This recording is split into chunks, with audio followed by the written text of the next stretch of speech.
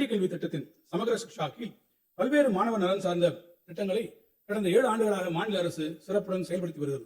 குறிப்பாக மாணவர்களின் அடிப்படை கல்வி அறிவை உறுதி செய்யும் எண்ணும் எழுத்தும் திட்டம், மாற்றுத்திறனாளி குழந்தைகளுக்கான சிறப்பு கல்வி, தொலைதூர குடியிருப்புகளிலிருந்து மாணவர்கள் பள்ளிகளுக்கு வந்து சென்றிட போக்குவரத்து படி, ஆசிரியர்களின் ஊதியம், மாணவர்களின் எதிர்காலத்தை செதுக்கிடும் உயர்கல்வி வழிகாட்டி, மாணவர்களின் தனித்திறன்கள் மிளிந்திட கலை திருவிழா, கல்வி சுற்றுலா, இணைய வசதி உள்ளிட்ட பள்ளிகளுக்கான கட்டமைப்பு வசதிகள் என பல்வேறு திட்டங்கள் மாணவர்களின் கல்வி நலன் சார்ந்து தமிழ்நாட்டில் நடைமுறைப்படுத்தப்பட்டு வருகின்றன.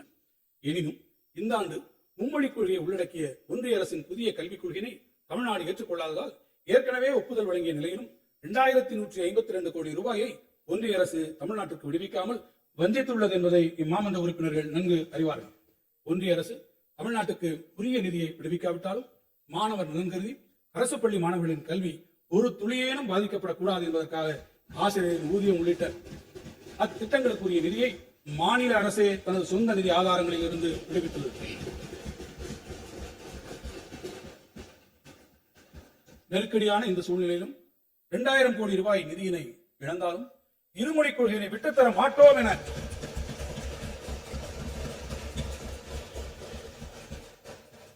கொண்ட கொள்கையில் உறுதியாக நின்று தமிழ்நாட்டின் தன்மானம் காத்த மாண்புமிகு முதலமைச்சர் அவர்களின் பின்னால் தமிழ்நாட்டு மக்கள் அனைவரும் அணிவகுத்துள்ளனர்.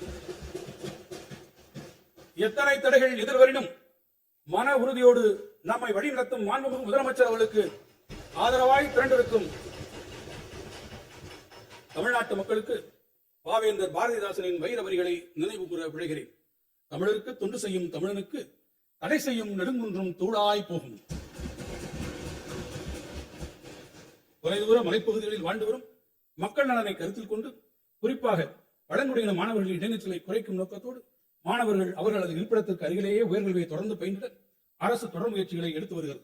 அந்த வகையில் தருமபுரி மாவட்டம் பாப்பிரெட்டிப்பட்டி, ஈரோடு மாவட்டம் சத்தியமங்கலம் மற்றும் தாளவாடி, கள்ளக்குறிச்சி மாவட்டம் சின்னசேலம் மற்றும் கல்வராயன்மலை, கிருஷ்ணகிரி மாவட்டம் தலி, நீலகிரி மாவட்டம் கோத்தகிரி மற்றும் திருவண்ணாமலை மாவட்டம் ஜவ்வாதுமலை உள்ளிட்ட இடங்களில் உள்ள தொலைதூர மலைப்பகுதிகளில் அமைந்துள்ள 14 உயர்நிலைப் பள்ளிகள் மேல்நிலைப் பள்ளிகளாக தரம் உயர்த்தப்படும். தென் தமிழ்நாட்டின் அறிவாலயமாக தேர்ந்தெடும் மதுரை மாநகரில் உருவாக்கப்பட்ட கலைஞர் நூற்றாண்டு நூலகத்திற்கு இதுவரை 15 லட்சத்திற்கும் மேற்பட்ட வாசகர்கள் வருகை புரிந்துள்ளனர் என்பது குறிப்பிடத்தக்கது. அதைத் தொடர்ந்து கோவை மற்றும் திருச்சியில் மாபெரும் நூலகங்கள் அமைக்கும் பணிகள் நடைபெற்று வருகின்றன.